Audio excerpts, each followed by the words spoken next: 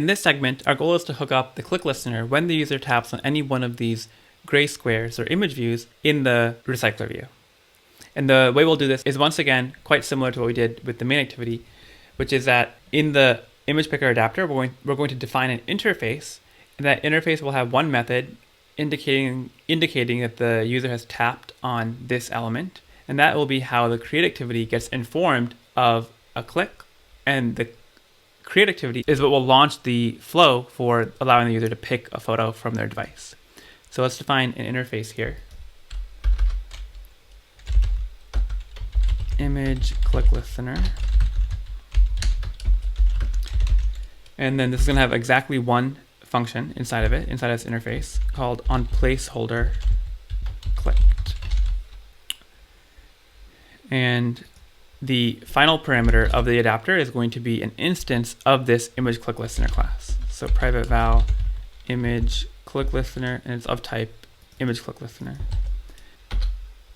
In the view holder, when we bind the set on click listener on the image view, we're going to invoke the on click listener method of the interface. So we'll say on placeholder clicked for image click listener. And so now back in create activity, we need to pass in this fourth parameter, which is the instance of the interface. So I'll write object here, and this is defining an anonymous class which implements that interface. Image click listener, and there's one method we need to override, and Android Studio will help us with that. And tap on implement members, and here is where now on placeholder click means that the user has tapped on one of these gray squares, these image views, and so here is where we're going to launch the photo choosing flow, and I'm going to delegate that into a method called launch intent for photos. So this is the second time we're dealing with intents now. We had one intent to go from the main activity to the create activity. We're also going to have an intent here to launch the flow for the user to pick a photo. And this is called the implicit intent, because we don't actually care which application on the phone will handle this intent, this request, but we just want the user to choose either Google Photos or a gallery app or something else on their phone, which will allow them to pick an image for our application to consume. So what we had earlier was an explicit intent because we were explicitly navigating to this create activity. And here, the create activity is going to launch an implicit intent to allow the user to choose an image. So let's define this method. And I'll put this at the bottom below all of the overridden methods. And here, we're going to have an intent. And because this is an implicit intent, we're going to just pass in intent action here, intent.action pick. And there's a property on the intent called type, and we're going to pass an image/star. Communicates that we only really care about images. We don't want video files or PDFs or any other kind of file. And we'll pass one extra into the intent. We'll say intent.putExtra, and this is a constant on the intent class, intent.extraAllowMultiple. So extra allow multiple is a constant defined on the intent class. So this is the key, and the value is true. Basically what this means is if the app that the user opens up supports it, we want to allow the user to select multiple images. And this is valuable because if I have to pick 12 images one at a time, that can get tedious. Instead, I might say, I want to pick all the photos from today, have all of them be imported into my application. So once we have this, now we can say start activity for result. And we're going to say intent.create chooser. And we're going to pass in the intent that we just created called intent. And then the second parameter is a car sequence or a string. We'll pass in choose pics here. And this is basically some text which shows up when the user has multiple apps on their phone that can service this request. And the second parameter to start activity for result, similar to last time, is a request code. So I'm going to define a request code, pick photos request code, and we're going to define this inside of the companion object of create activity. So inside the companion object, we will define this const val pick photo code, and I'll set it equal to 655, which is the street address of my favorite dorm at Stanford, Brenner Hall. One really important observation about what we're doing here is that with this request, our application is going to need access to files on the user's phone. And by default, the Android system doesn't give your app this permission. This is where we're going to have to request permissions in the Android permission model. The first thing we'll do is open up the Android manifest file, and at the top, let's declare that our application uses this permission. And the permission is called read external storage, because, for example, if the photo is located in the downloads or document directory of the phone, we're going to read that location of storage, which is external to our app. There are two kinds of permissions in Android, normal and dangerous.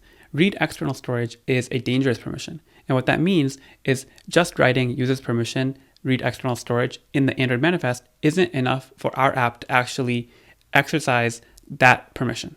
Instead, at runtime, the user has to be shown a dialog which informs them that this app, my memory, is trying to use this permission. Do you want to allow it or reject it? And so that's what we're going to implement next. So before we call this launch intent for photos function, we need to check if the user has granted the permission or not. So I'll say if is permission granted, then we can go ahead and call launch intent for photos like normal. But if not, then we need to actually request permission. What I've written here is pseudocode, so it won't actually compile, but I just want to walk through the logic.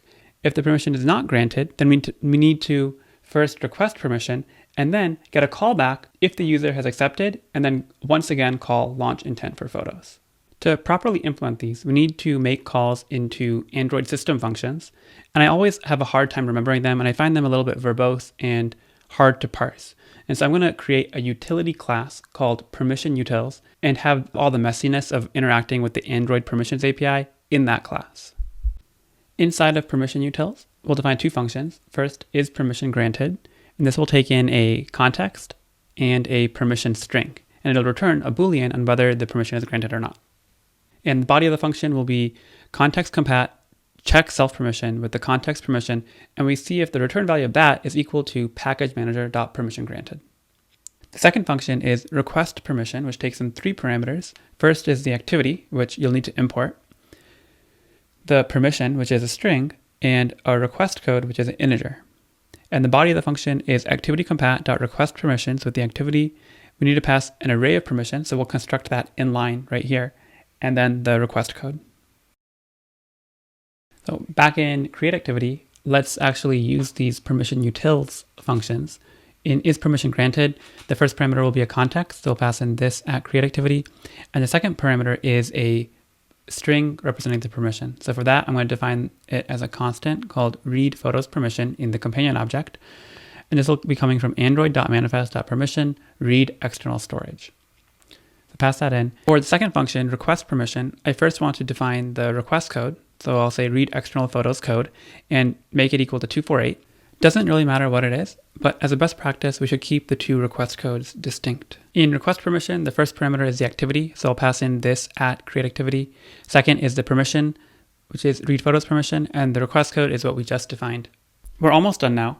This request permission function is going to launch an Android system dialog asking the user if they want to allow my memory, this app, the read external storage permission. Regardless of whether the user accepts or rejects, we will get a callback called on request permissions result, and that's what we'll override. There are three parameters here. The first is the request code, and the third one, which is what we'll care about, is the grant results. So the first thing we'll do is check if the request code is equal to the read external photos code that we used to launch the permission dialog. Then we'll check the grant results, and it should be non-empty because we're getting the results here. And we'll check if that is equal to permission granted, which means that the user has granted the permission. If this happens, we can go ahead and call launch intent for photos. If not, the user has rejected our app from getting the permission, and we should inform the user the impact of this. So we'll show a toast, and we'll tell the user, in order to create a custom game, our app needs to have permission to get the photos from their phone. Let's try it. And once we run the app and we tap on one of these image views, these gray squares, if we've done our job correctly, we should now see an Android system dialog asking if we allow this application the read external photos permission. So I tap on it, and you can see we do have this pop-up show up, and this is a dialog that we didn't write. It's coming from Android. So let's actually start by hitting deny, and then we get the toast that we wrote. Now let's show one more time, and let's allow it. And now, as a result of that implicit intent an application on the phone is opened up, Google Photos, which allows us to pick one or more photos that we can then surface in the My Memory app. Let's go ahead and pick these set of 3 images and tap on Done. And you'll see that we don't actually update the UI at all with the images that we get back from the intent, from the on activity result. And so let's fix that and show the images here. Back in Create Activity, the place that we're launching the implicit intent is right here. And when we call start activity for result, whatever is the result of the launched activity will come back in a function that we're going to override called onActivityResult. The first thing I want to do in onActivityResult is check the request code. Does that match up with the request code that we passed in? Pick photo code that we passed in to launch the activity. Do those match? If so, then we know that we're processing the onActivity result for the right intent. And actually, I'd like to do the negation of this because there are several cases where we know the data we get back is invalid. If the request codes don't equal, if the result code is not activity.resultOK, or if the data is null. In all 3 of these cases, we should log a warning and return early because we won't be able to find valid photo data. So we're going to add a log statement here, and we'll log at the warning level, log.w, did not get data back from the launched activity. User likely canceled the selection flow. Now let's go up and define the tag in the companion object. Private const val tag is equal to create activity. And if any of these conditions are met, we will simply return early. On the other hand, if we've gotten this far in the function, we know we have valid data inside of the data intent. And I've tested this on several different devices, and based on my experience, there are actually 2 different attributes that we care about on the data intent. First, if the application that's launched in order for the user to pick a photo only supports picking one photo, then the selected photo will come back in the data.data attribute, and that'll be a URI. On the other hand, if the application launched supports picking multiple photos and the user picks multiple photos, then that data will come back as part of data.clipData. And we will prefer to use the clip data because that will have multiple images. And so the first thing we'll do is check if clip data is not equal to null. And in that case, we'll log at info level the clip data num images, how many items are in the clip data, along with the actual contents of the clip data object. Now we're going to iterate through the clip data. So I'll say for I in 0 until the clip data.item count. We'll retrieve the clip item at that position in the clip data. And now what we'll do is we want to get the image URI out of the clip item object. So we're going to add this image URI into the chosen image URIs. And you'll remember we passed in the chosen image URIs into the adapter. And so having the image show up in our recycler view is as simple as adding it into chosen image URIs. So first we'll check if we still need to populate the chosen image URIs, check the size. And if so, then we can go ahead and add the clip item.uri into the chosen image URIs. The other case is if selected URI is not null. So in that case, we'll log the selected URI with a tag and just print it out. And we'll also add it to the chosen image URIs list. The reason we're able to add selected URI unconditionally in this case, whereas before we had to check the size of the chosen image URIs list, is because if we get into this method on activity result, that means the user has tapped on the gray placeholder image view. And that means there's space for at least one more image in the chosen image URIs list. On the other hand, in the case of clip data, the user might have picked an arbitrary number of images, for example 20 images, but we only want the amount specified by num images required. That's why in every iteration of the for loop, we check how many images are in our URI list. Now we have added the image URIs into the list so we can notify the adapter that the underlying dataset has changed. In order to do that, we need to make the adapter a property or a member variable of the class. Yes, so let's do that. Well, adapter is equal to that, and let's just set the image picker adapter to be adapter. And now this adapter, it shouldn't be locally defined, it should be defined as a member variable. So let's do that. Private late init var adapter, image picker adapter. And so now let's get rid of the declaration here and just set this equal to the property. Awesome. So now coming back here, you can say adapter.notify dataset changed. One more thing we should update is the title of the activity, which informs the user how many images they've picked so far. So on the support action bar, we'll update the title attribute to say choose pics, and now the numerator will be the size of chosen image URIs, and the denominator will, similar to last time, be the number of images required. All right, let's try it out. Okay, so we're in the creation activity. Let's go ahead and grab all 3 of these images. Awesome, so we can see right away that the first 3 image views in our grid of 9 are populated with those images that we picked. And if we look at logcat, we can see the log message from the create activity at info level, which says the clip data num images is 3, which makes sense because that's how many images we're seeing in our recycler view. Let's also try out the case where we only pick 1 image. So we'll tap on the gray image view, which is a placeholder, and select the image of Rochester downtown, tap on done, and now we can see that gets populated. And again, the logcat shows that this is clip data, which means that we're falling into the case of the clip data not being null. So on this phone, we are always getting clip data back. I have found that on some phones or in some applications where you're not allowed to select multiple images, that's when you get into the case of the selected URI not being null.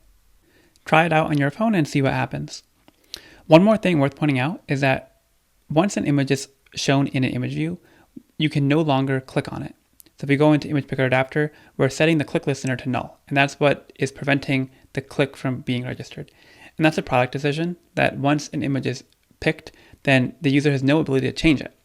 And if you wanted to, you could modify this behavior to allow this kind of edit functionality. But for now, we're going to leave it as is. Notice at the top of the activity, we have the action bar title to say choose pics, 4 of 9.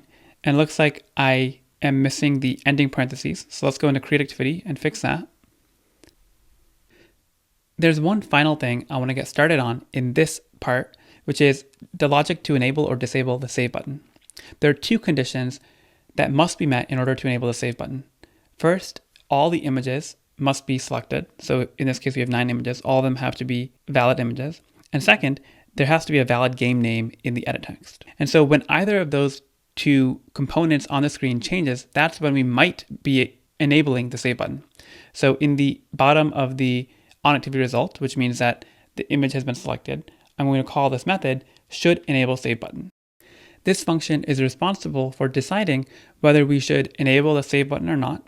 But for now, let's simply return true and try this out. So now, as soon as I select any image and I come back into the create activity, now you can see how the save button is enabled because we're returning true there. Nothing happens when I tap on that button. The handling of that will happen in subsequent parts. This was a really critical part of the creation flow, dealing with permissions and intents and filling out these images in the grid view. If you're still with me, hit that like button, drop a comment, and subscribe so you know when the next part comes out.